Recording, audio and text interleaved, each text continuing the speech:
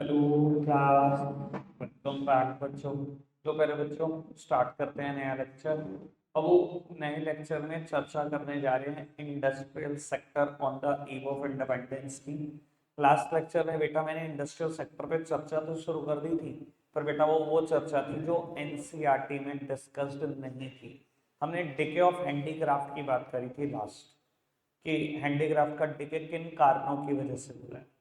ठीक है जी, आज वो चर्चा करते हैं बेटा जो एनसीईआरटी में गिवन है, और बेटा फिर आगे बढ़ेंगे। पढ़ना आप शुरू करेंगे बेटा इंडस्ट्रियल सेक्टर।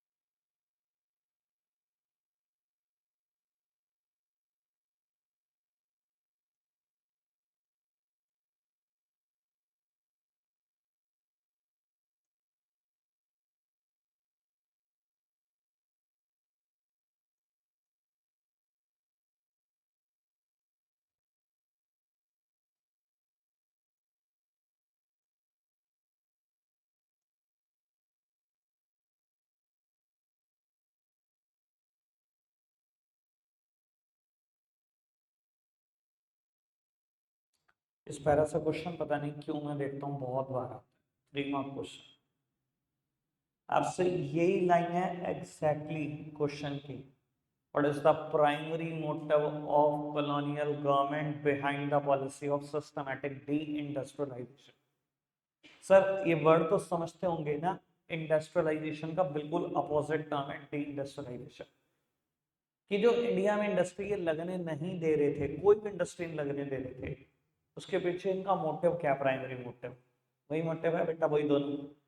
इंडिया का स्टेटस बनाकर रखना लोगों की नजरों में। इंडिया में एक्सपोर्टर है रॉ मटेरियल का और इंपोर्टर है फिनिश गुड्स का, यही मोटिव थे बेटा।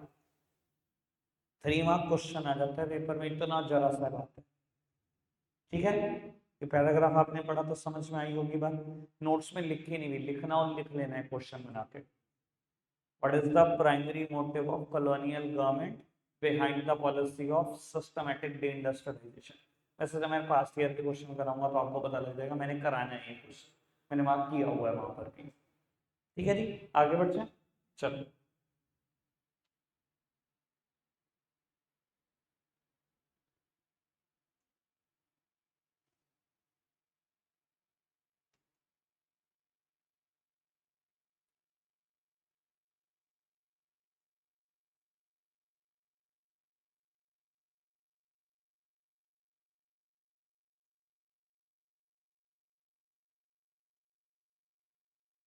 ये पैराग्राफ बहुत काम का है, बहुत ज्यादा काम का।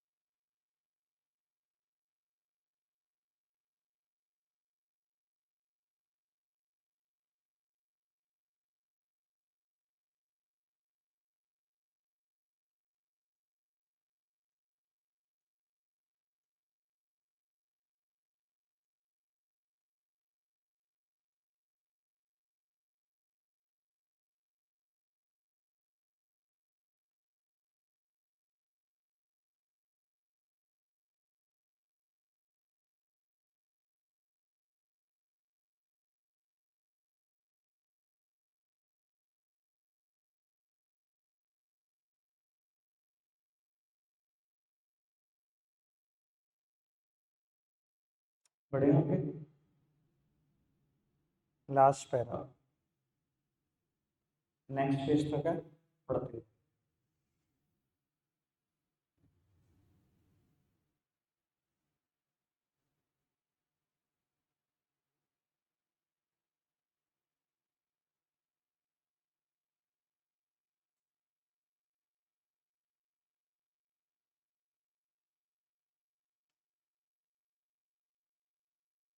ठीक है, आगे बढ़ सकते हैं। करो पूरा इसको, इस पैरा को पूरा कर दो।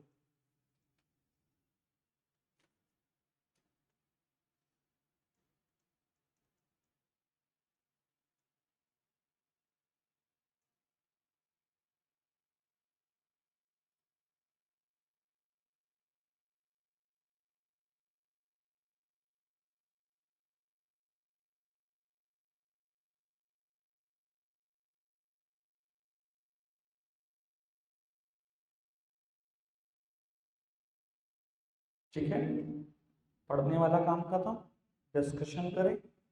चलो बेटा, मॉडर्न इंडस्ट्रीज के ऊपर मैं थोड़ी सी बात कर देता हूँ। हमने डिके ऑफ हैंडीक्राफ्ट की बात करी बेटा। अगर मैं इस सारे को एक हेडिंग देना चाहूँ ना, तो हम हेडिंग दे रहे थे नोट्स में, bleak growth of modern industries. कि मॉडर्न इंडस्ट्रीज की ग्रोथ बड़ी ब्लीक थी, मतलब बहुत नॉमिनल सी ग्रोथ थी, बहुत ही कम ग्रोथ थी बेटा। चार बातों से ये अब हम प्रूव कर सकते हैं। इसने सबसे पहला बोला, during the second half of the 19th century. यही है बेटा सेकेंड हाफ 19th सेंचुरी का। बेटा during the second half of the 19th century क्या हुआ था? Few cotton and jute textile mills were set up by the Indians and the foreigners respectively. Indians का domination cotton textile mills पे था, जबकि jute का किसके ऊपर था भाई? फॉरेनर्स के ऊपर था।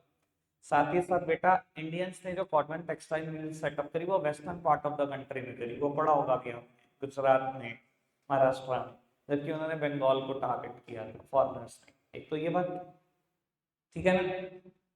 दूसरी बात, 1907, ये वाला एरिया टाइम पीरियड खत्म हुआ, इसके बाद आगे बढ़ेंगे। 1907 में क्या हुआ? टेस्को सेटअप हुई, ठीक है। TISCO, Tata iron and steel corporation, जो आज टाटा स्टील के नाम से फेमस है, ठीक है जी। पुराने टाइम में हम टिस्को बोलते थे, मतलब बिफोर इंडिपेंडेंस के लिए। उसके बाद बेटा, टिस्को के बाद few paper, sugar and cement industries were set up by the Indians, but not a capital goods industry to promote further industrialisation in India. मैंने लास्ट लेक्चर में भी ये बात बोली थी बेटा, कोई तो कैपिटल गुड्स इंडस्ट्री होती ना, तो इंडिया की डेवलपमेंट तेजी से हो जाती। कैपिटल गुड्स इंडस्ट्री सब समझते हैं बेटा, कैसी इंडस्ट्री या मशीनें बनाई जा रही है। अब मैं कहूँ बेटा, आपकी मशीन बनाने की फैक्ट्री, आपने एक मशीन बनाई प्रिंटिंग प्रेस के लिए, एक मशीन बनाई फैब्रिक से कटिंग हो जाएगी उसकी, या स्टिचिंग के लिए एक मशीन बना दी आपने, कुछ और मशीनें बना रहे हो एल्यूमिनियम की फैक्ट्री में इस्तेमाल होगी, कुछ और मशीनें बना रहे हो जो जूते बनाने में इस्तेमाल होगी। बेटा अगर आप कोई कैपिटल गुड इंडस्ट्री लगाकर बैठे हो और एक के बाद एक मशीन बना रहे हो, तो ऐसा हो सकता है देश में एक ही सालों में पता नहीं कितनी फैक्ट्री लग जाए, पता नहीं इंडस्ट्रियलाइजेशन ना जाए। पर इंडिया में एक भी कैपिटल गुड्स इंडस्ट्री नहीं थी बेटा, एक भी कैपिटल गुड्स इंडस्ट्री, तो इंडस्ट्रियलाइजेशन होने के चांसेस जीरो के बराबर। ठीक है, 3 पॉइंट समझना है। फर्स्ट पॉइंट, वो कॉटन और जूट वाला लिखना है, ये वाला। सेकंड, टिस्को वाला लिखना है। Third, few paper, sugar and cement industry but not a capital goods industry.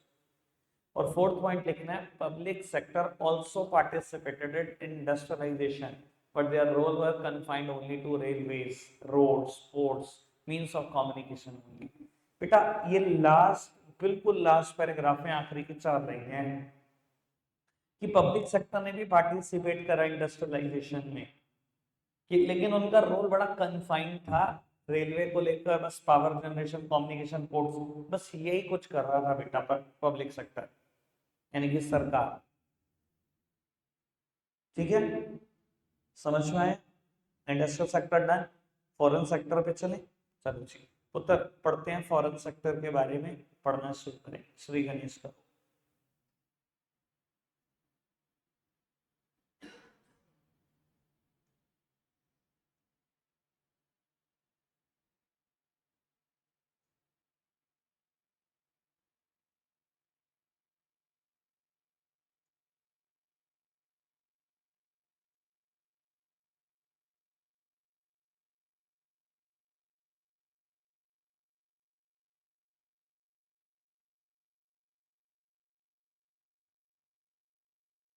Tandon,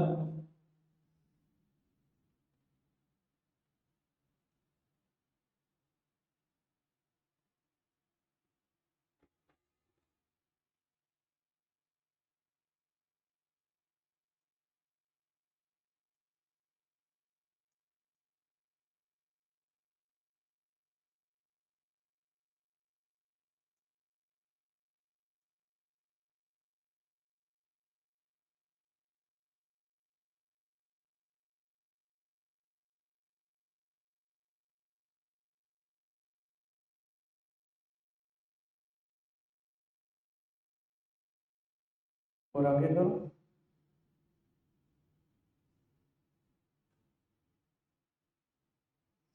आगे कर सकते हैं।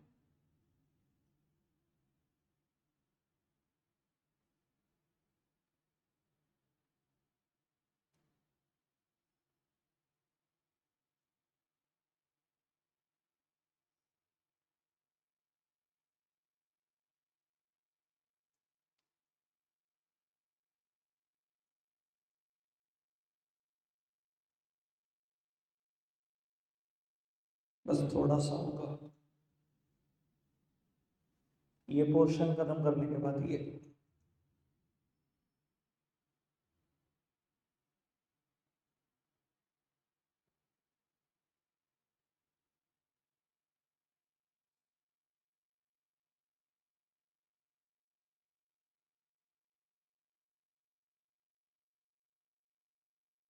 पढ़ा आपने, पढ़ लिया।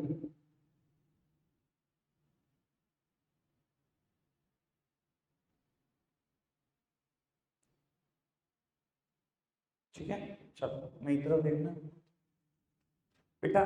फॉरेन ट्रेड की बात करते हैं, फॉरेन ट्रेड कैसा था on the eve of independence. अभी हमने सब कुछ टाइम लगाकर पढ़ा बेटा। इस सारे के सारी कैटेगरी को हमने नोट्स में 3 पार्ट में डिवाइड किया। सबसे पहले net exporter of raw material and net importer of finish goods.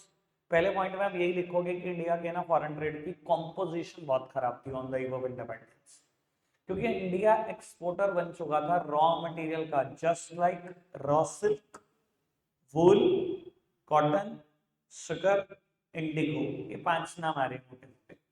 और इंडिया इंपोर्टर बन चुका था इन्हीं चीजों के फिनिश गुड्स का। बेटा अगर रॉ सिल्क भेज रहे हैं तो सिल्क इंपोर्ट कर रहे हैं, अगर कॉटन और वूल बेच रहे हैं तो cotton and woollen clothes import कर रहे हैं। मतलब रॉ मटेरियल बेचे जा रहे हैं, फिनिश गुड्स इंपोर्ट किए जा रहे हैं, और साथ ही साथ हम कैपिटल गुड्स तो इंपोर्ट कर ही रहे हैं।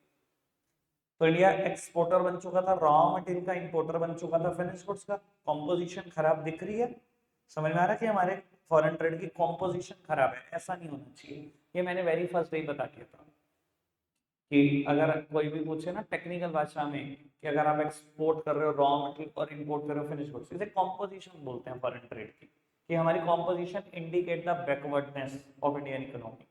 ये बैकवर्ड दिखाती है इंडियन इकोनॉमी को। ठीक है, एक बात तो सिंपल क्लियर। सेकंड पॉइंट हम लिखेंगे monopoly control over India's foreign trade. बेटा ब्रिटेन का मोनोपोली कंट्रोल था इंडिया के फॉरेन ट्रेड के ऊपर। आपने पढ़ा है अभी, more than 50% of the trade is directed towards Britain. 50% से ज्यादा ट्रेड हमारा सिर्फ एक ही कंट्री से था, ब्रिटेन से। और उसके अलावा कुछ कंट्री के नाम भी है बेटा, जो पुराने नाम भी है, श्रीलंका के, ईरान के, वो आपने पढ़े होंगे। चाइना, ईरान और श्रीलंका से हमारा थोड़ा बहुत ट्रेड हो था। ठीक है, ये पढ़ा।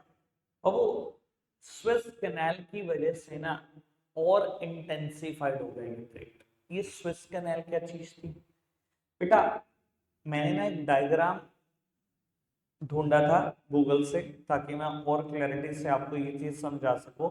ठीक है जी, मुझे लगता है इससे बेटर कोई समझा नहीं सकता ये डायग्राम से बेटर। बेटा ये रहा लंदन, यूके, ब्रिटेन, कुछ ही बोलो। ठीक है जी, उनकी कैपिटल यही है। और बाबू ये रहा हमारी फाइनेंशियल कैपिटल मुंबई। बेटा होता क्या था, पहले ना पूरा अफ्रीका घूम के आना पड़ता था ब्रिटिशर्स को, तब हमारा ट्रेड 50% से ज्यादा इनके साथ था, जब पूरा अफ्रीका घूम के आते थे। और कितना क्लैरिटी के साथ मेंशन किया गया है ये सब चीजें, मतलब बहुत अच्छा लगता है मुझे डायग्राम बढ़ाना। 19,800 किलोमीटर का ट्रेवल था टोटल। ठीक है भाई, जब ये हालात थे तो 50% से ज्यादा ट्रेड हमारे यूके के साथ था, मतलब ब्रिटेन के साथ था। इन्होंने क्या करा, एक आर्टिफिशियल कैनाल ओपन कर दी, जिसकी वजह से बेटा इनको पूरा अफ्रीका घूम के आना बच जाता था। और ये डिस्टेंस काफी रिड्यूस हो गया, ये हो गया 11,600 किलोमीटर। अब फर्क तो देख ही सकते हैं। इसकी वजह से ना हमारा फॉरेन ट्रेड और इंटेंसिफाइड हो गया, और ज्यादा बढ़ गया ब्रिटेन के साथ। बहुत क्लियरली समझ में आ गई होगी ये बात। बढ़ सकते हैं आगे। और बेटा लास्ट पॉइंट सबसे बढ़िया इसका, surplus trade but only to benefit Britishers. बेटा surprisingly on the eve of independence are BOT is favourable, हमारा बैलेंस ऑफ ट्रेड फेवरेबल था। बीओटी सब समझते हैं शायद। बेटा बीओटी किसको बोलते हैं? Where export of goods is greater than import of goods.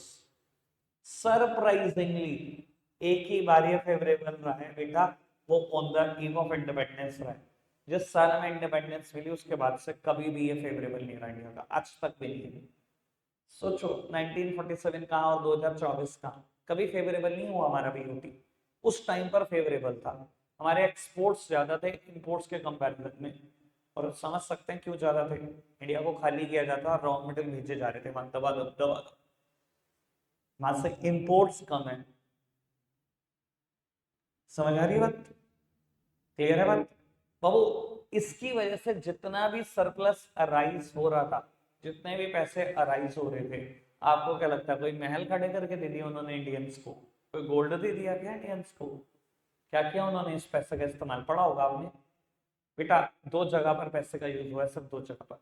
Administration expenses में ब्रिटिश गवर्नमेंट की, और बेटा war fought by the British government. एक तो बेटा उनके एडमिनिस्ट्रेशन में खर्चा किया गया, एक उनके युद्ध लड़ने की, वॉर लड़ने के लिए बेटा पैसा खर्च किया गया। तो वो एडमिनिस्ट्रेशन में बहुत खर्चा जाता है। अब आप इतनी दूर से आकर बैठे हुए हो इंडिया में, ठीक है, इतनी आर्मी आपने डिप्लॉय की हुई है, उनको सैलरी तो दोगे, हमारे ही पैसे से उनकी सैलरी। और जितने युद्ध लड़ रहे थे आप, वो भी हमारे पैसे से। वो ये बात मैं समझाने के लिए ना हमेशा वो बात बताता हूँ जो मेरी हिस्ट्री के टीचर ने कभी मुझे बताई थी। मैं 9th यूपी बोर्ड से था, ठीक है जी, और हमारी हिस्ट्री के टीचर ने हमें एक बात लिखवाई थी कि महारानी विक्टोरिया के राज में कभी अंधेरा नहीं होता। मैंने ये बात आपको भी बताई थी लास्ट टाइम। ऐसा क्यों बोला जाता है कि महारानी विक्टोरिया के राज में कभी अंधेरा नहीं होता? बेटा उन्होंने इतनी कंट्रीज के ऊपर रूल किया है कि अगर किसी देश में सूर्य अस्त हो रहा है तो कहीं ना कहीं से तो बेटा सूर्य उदय भी हो रहा है, मतलब कहीं ना कहीं तो सनराइज भी हो रहा है। अगर किसी देश में सूरज अस्त हो रहा है तो किसी देश में तो उदय भी हो रहा है भाई। वहां कभी अंधेरा नहीं हुआ, ऐसा बोला जाता था। मतलब देखो तो सही कितनी कंट्री पर रूल किया ब्रिटेन ने। इवन मैं इसके अलावा एक बात भी बताई थी आपको, कॉमनवेल्थ गेम्स होते हैं बेटा, इंडिया ने भी दिल्ली ने भी होस्ट किया था, दिल्ली में हुए थे। तो वो कॉमनवेल्थ गेम्स उन्हीं कंट्री के बीच में होते हैं जिनके ऊपर ब्रिटेन ने रूल किया था, 60 कंट्री के अप्रॉक्स। तो उन्होंने क्या किया, एक कंट्री के ऊपर रूल किया, उसको पूरा खाया, लूट लिया, उसके पैसों से दूसरी कंट्री जीत ली, दूसरी कंट्री में रूल करा, उसके पैसों से तीसरी जीत ली। ये यही लगे रहते थे, 60 देशों में रूल किया। तो समझ में आया बेटा ये पैसों का करते क्या थे, मतलब देश खाली करते रहते थे, सारा का सारा रॉ मटेरियल अपने देश पहुंचाते रहते थे, जितना पैसा कमाते थे वो पैसा एडमिनिस्ट्रेशन में या war fought by the British government, इसमें ही पैसा खर्च होता था सारा। आई होप ये बात अब बिल्कुल अच्छे से क्लियर हो गई। आगे बढ़ सकते हैं, चलो एक सेकंड बेटा, एक नया टॉपिक स्टार्ट कर रहे हैं, डेमोग्राफिक कंडीशन। बहुत सिंपल टॉपिक है ये, बहुत ही सिंपल। उम्मीद करते हैं बेटा अब हम शायद कल चैप्टर खत्म कर पाएंगे, कल ही खत्म हो जाएगा, ठीक है जी। अब जब भी ये चैप्टर खत्म होगा, 2-4 दिन का टाइम देकर टेस्ट होगा, और उसके बाद बेटा जैसे चैप्टर खत्म होगा अगले दिन से मैं मैक्रो पे वापसी कर, ठीक है जी। ऐसे आपको कभी एहसास नहीं होगा कि हमने कुछ मिक्स कर दिया या हम इकट्ठे आईडी पढ़ेंगे तो बोर हो जाएंगे, ऐसे कभी एहसास ही नहीं होगा, ठीक है। चलो जी, डेमोग्राफिक कंडीशन पढ़ना शुरू करेंगे बेटा।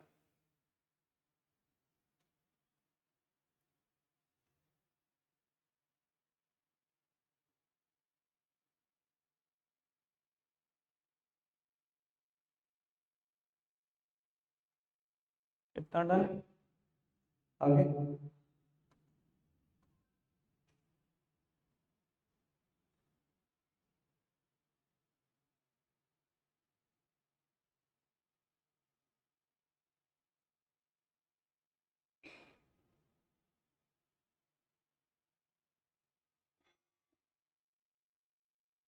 तो वो 1 मिनट इतना बढ़ के रुक जाना, आई होप इतना सबने बढ़ लिया। जब आपने डेमोग्राफिक कंडीशन पढ़ा तो इसने सबसे पहली बात कहाँ से स्टार्ट करी कि इंडिया में सेंसस कलेक्ट होने शुरू हुए 1881 में, 1881 में, और उसके बाद हर 10 साल बाद 1881, 1891, 1901, 1911, 1921 और बढ़ते जाओ 2011, 2021, 2021 में होने थे पर हो नहीं पाए थे कोविड के चक्कर में। अभी कुछ कुछ स्टैट आ चुके हैं हमारे पास। ये जो आया स्टैट की हमने चाइना को बीट कर दिया पॉपुलेशन में, ये अभी तो आया बेटा हाल ही में, 2021 में थोड़ी आया। अगले टाइम आपको 2031 में ही दिखेगा सेंसस कलेक्ट होता हुआ। ठीक है बाबू, इस ईयर की एक स्पेशल इंपॉर्टेंस है। इस ईयर को बोलते हैं the year of great divide. सबको बोला जाता है ईयर ऑफ ग्रेट डिवाइड क्योंकि इसके बाद इंडिया की पॉपुलेशन कभी गिरी ही नहीं। 1881 में एक पॉपुलेशन है इंडिया की, फर्स्ट टाइम सेंसस था। 1891 में वो पॉपुलेशन गिरी थी। 1901 में बेटा कुछ पॉपुलेशन बढ़कर आई, ठीक है जी। 1911 में फिर गिर गई, 1881 में, ठीक है, फिर गिरी, 1891 में फिर बढ़कर आ गई, 1901 में फिर गिर गई बाबू। उसके बाद बड़ी 1921 में, तो उसके बाद कभी गिरने का नाम नहीं हुआ। इस ईयर को बोला जाता है the year of great divide. समझ आती है बात? 1881 फर्स्ट टाइम सेंसस कलेक्ट हुआ, 1921 ईयर ऑफ ग्रेट डिवाइड। इसके बाद इंडिया की पॉपुलेशन कभी रिड्यूस नहीं, हमेशा बढ़ी। चलो जी पढ़ते हैं जी।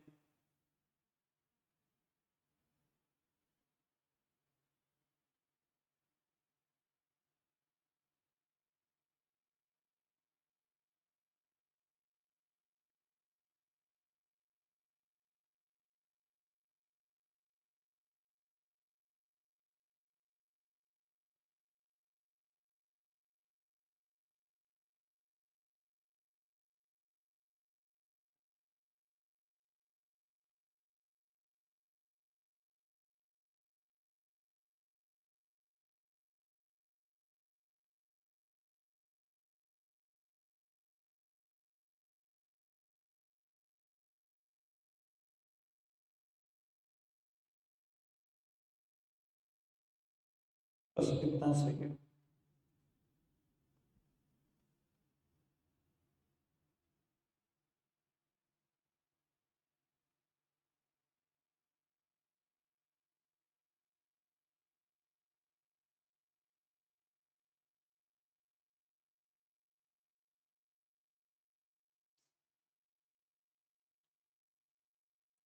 पढ़ा आपने बेटा? डेमोग्राफिक फैक्टर या डेमोग्राफिक कंडीशन ऑन द इव ऑफ इंडिपेंडेंस में हम टोटल ना 4 हेडिंग बनाते हैं। जैसे एनसीईआरटी को देखो तो 3 ही बनाई इन्होंने, 3 ही चीजों की चर्चा करी।